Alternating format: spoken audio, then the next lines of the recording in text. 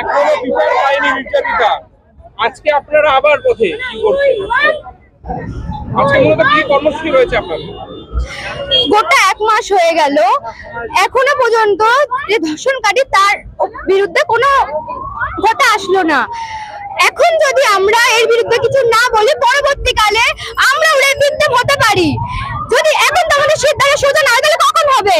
যারা যারা এখন বাড়িতে বসে আছে তারা কি করছেন? তোমরা কি এখন অপেক্ষা করছো না আপনাদের বাড়িতে যখন হবে তখন আপনারা আসবেন? এখন ইন ফিউচার আমি একটা রেপ ভিকটিম হতে পারি, তুমিও হতে পারো। এখন যদি আমরা কিছু না বলি, পরবর্তীকালে অবস্থা আরো খারাপ হবে। এখন যদি আর্যিকরের বিরুদ্ধে না বলি, পরবর্তী রেপিস্টের সংখ্যা বাড়বে। এই প্রোটেস্ট এখন ইন্টারন্যাশনাল লেভেলে হচ্ছে। যদি এখন আমাদের সরকার কিছু না করে, তাহলে রেপিস্ট আরো বাড়বে দিন দিনে। কি নাম? সুমি।